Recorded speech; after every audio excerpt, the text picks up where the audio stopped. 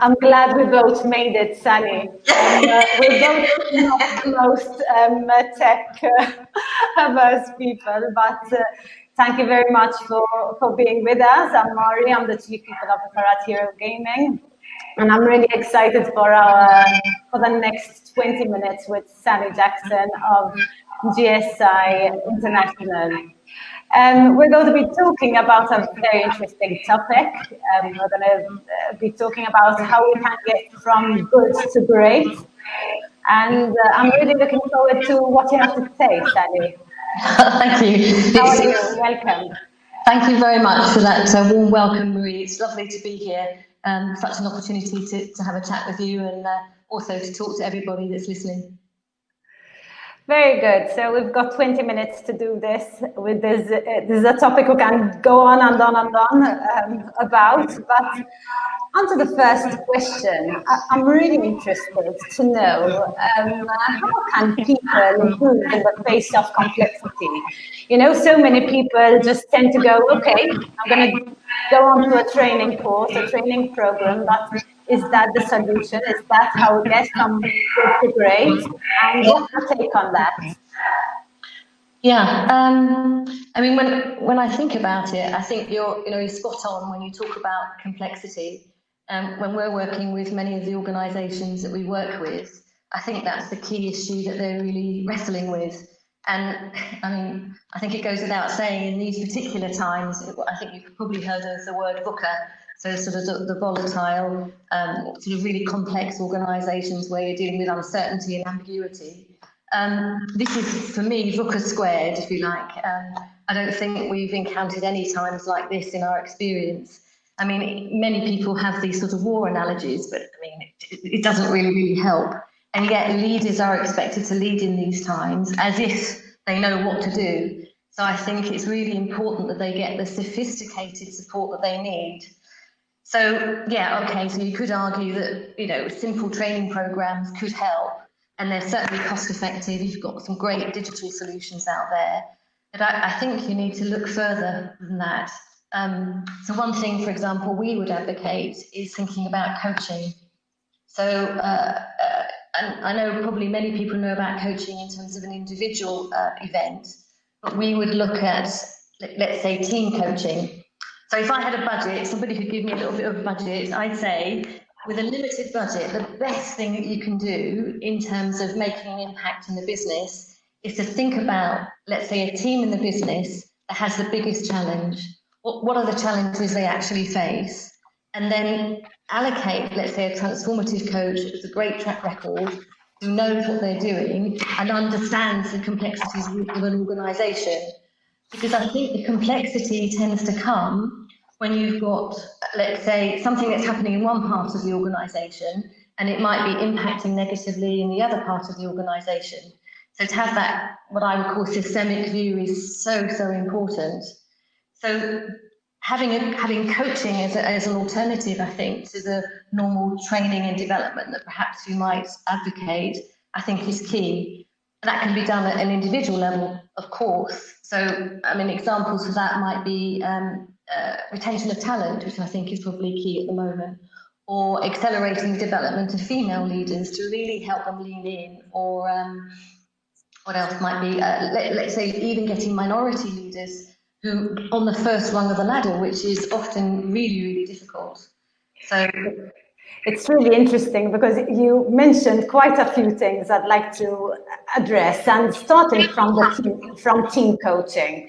Yeah. I find it particularly more complex than individual coaching because you're dealing with so many different people with different levels of ability, different levels of competency, a different hunger to even learn or improve or get better. What's your take on that? How do you approach team coaching? Again, I think it's spot on again with the complexity, because you're right. Dealing with different people then in that context is really challenging. I guess we take a very broad view again of what's the team there to do. So let's say the first thing we might do is think about why are they a team. So what's their purpose? What's their mandate in the business? and that needs to be signed off externally from the team, from their senior sponsors. So that the why is really, really critical. Then we look inside the team and say, so, okay, we've got the mandate sign off. We really understand why they exist. But let's think about what they need to do. So that would be about clarifying their roles, making sure they had a strategy that fits the purpose, understanding their measures of success in a very broad way. So things like that. So being very clear about what they need to do. And then think about how they need to do it. And I think this is where a coach can be, again, very, very supportive of the team, because they look at the team dynamics and how they're going to interact with each other. And not only that, but how they're going to interact with their stakeholders to get things done. So if they've got their purpose and mandate, they need to do it obviously through others. So how are they going to do that? So I think team development, especially leadership team development, has really moved on from that old idea of, you form the team, you storm a bit, you norm a bit, and then you perform. And you get this whole idea of some sort of linear progression, which is nonsense, really. I mean, I can honestly say I remember years and years ago saying to leaders, look, let's wait until everybody is, appointed in the team, and then we'll go on this journey together as if there are these sort of defined stages. And I think experience tells me that it's just not true. It's much more dynamic. You can't wait until the team has arrived. You need to work with the talent that you've got. And more so, you need to help the team understand how to work with those dynamics, because it constantly changes. How are they going to integrate a new team member, for 6 months? How are they going to cope when somebody else leaves? These are the challenges that they face, and they still have to deliver. And I think that's where I think team coaching becomes really, really exciting. So dealing with all those dynamics, that's what makes it interesting, I think. Yes, very true. And it's very difficult, I think, to wait for a point until you feel everybody is aligned. I recently was reading Lean In, which was written by Sheryl Sandberg, and she talks about how the journey to being great is a jungle. Because in reality, it's so complex until you actually get there. That it feels probably a lot more complicated whilst you're in it than when you actually get there, right? Absolutely. And I think the important thing to recognise is it takes some time. Yeah. Just like any individual's development going from good to great, it does take time. And if you think about transforming an organisation, you're not talking about 6 months. It's a couple of years.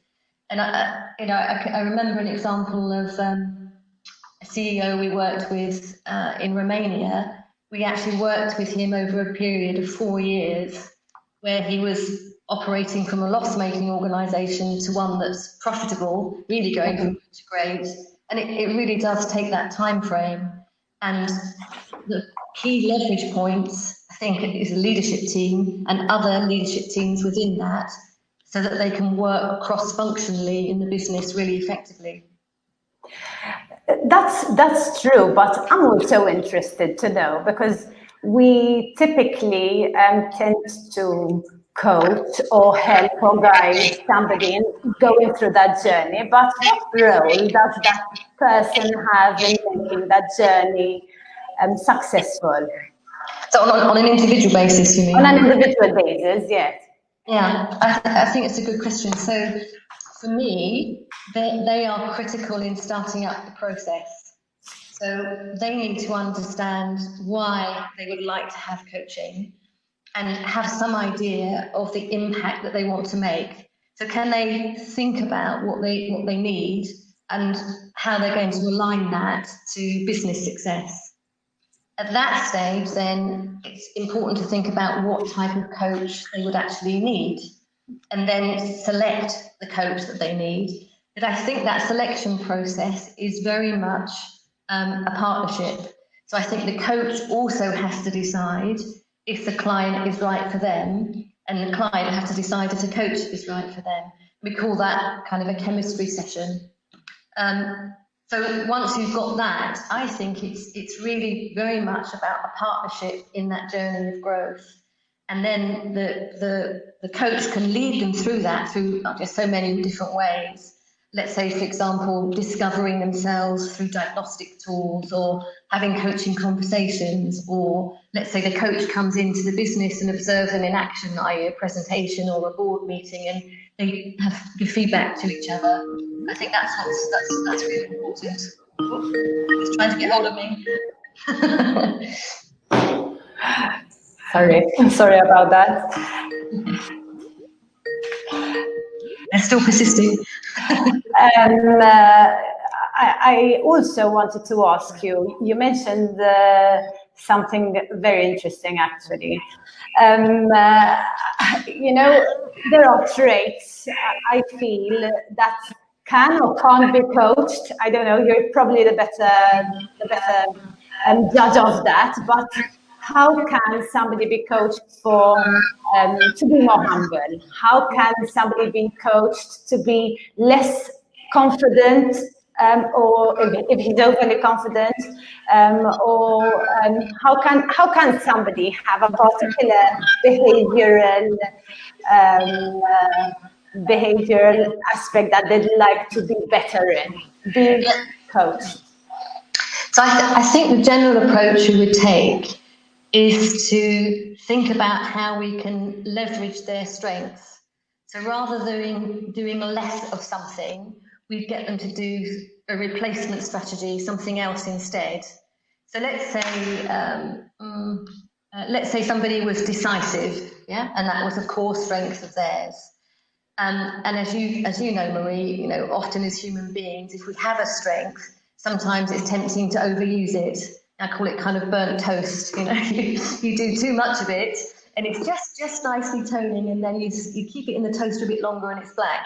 So I think that's the same way as behaviour. You know, you just do too much of it.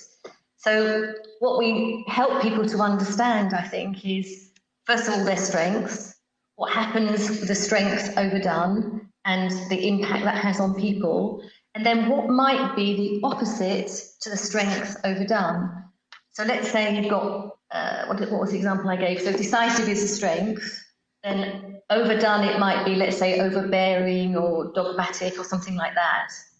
And then we'd say, so what might be the opposite to that, which could be the challenge that we give them? I don't know, let's say it's patience, as an example. Yeah. So then their development plan is... But that's a personality trait, no? It's something which could be ingrained in us. Yes, exactly. But then their development plan is decisiveness and patience, but not being less decisive. Because I think if you've got something that's maybe more innate, that's a core strength, really encourage them to leverage that and use that rather than do less of it. Yes. And also, yeah, it does make a lot of sense. And also, I picked up on a point that whilst you were talking, you were answering a previous question. I thought of because we do give training to our managers to coach their people. What is the difference in the coaching that we expect a manager to do with their own employees and an external party coming in to coach that very same person? Yeah, that's a great question. If I could answer it sort of more broadly, is that okay? Yes, of course. So where I've seen organisations really excel in terms of a coaching culture is that they have a 3-tier approach, and I think it's aligned to what you're saying. So the senior people are coached by an external coach, and I think that's a lot to do with confidentiality. It's a lot sometimes to do with credibility. I hope that's all right to say. Because I think the senior leaders in the organisation want to save face. It might be that they're not able even to divulge confidential information. So it makes sense to have an external partner who's perhaps worked at that level in other organisations so they can really add value. Then you might have, in the second tier, internal coaches who are able to coach internally. And so they might be, you know, assigned to the organisation even from the outside, but they're kind of full-time internal coaches. So it might be managers who are really have emotional intelligence and really want to link to people. So it gives them a great developmental opportunity to do that. So that's internal coaching, and that might be for maybe your talent, or where they've got people who've got particular issues. I think often what's really helpful is when people are just transitioning, let's say a promotion, to get that extra support from a coach can be fantastic. And then finally, the third tier is your line manager, who would do what I would call performance coaching. So really looking at managing performance of the individual and previewing future performance so that it can actually project forward and think about planning and organising appropriately. But I think it really needs to be different. Similar to a sports coach, I would say, there is a similarity in a way to a sports coach when it comes to comparing the line manager. Yeah, I think that's a good analogy. Yeah, so very much on the pitch, looking at immediate performance and planning for the next game, if you like. Yeah, absolutely. Great analogy. Very good. On to our last question, because we've already run out of time. I'm going to ask you a question that I get quite often, but I'd like to hear it, to hear your take on it. Return on investment is obviously something that when you're selling or when you're looking into investing in people's growth and in people's development and in business growth ultimately, you do kind of look for knowing what the return on investment is. What's your take on this? How would you suggest we go about it? Yeah, that's how much time have we got? Yes, it's a really big question, I think. I think the return on investment question is not unique to learning and development, and the challenging to align ourselves to the impact we make to the business results is quite challenging. I mean, if you think about this year, I think this is a great example. We could have had the most sophisticated program, be it a marketing program or a learning and development program. It could have been the best in the world. And, we can't obviously take into account all the variables that affect a business. But having said that, I think there's a lot more sophistication now in the market than there has been previously. So we liaise, for example, with the ROI Institute, who's done a lot of work in terms of measuring impact. I think just very quickly, what we tend to do is start backwards. So what does the industry need?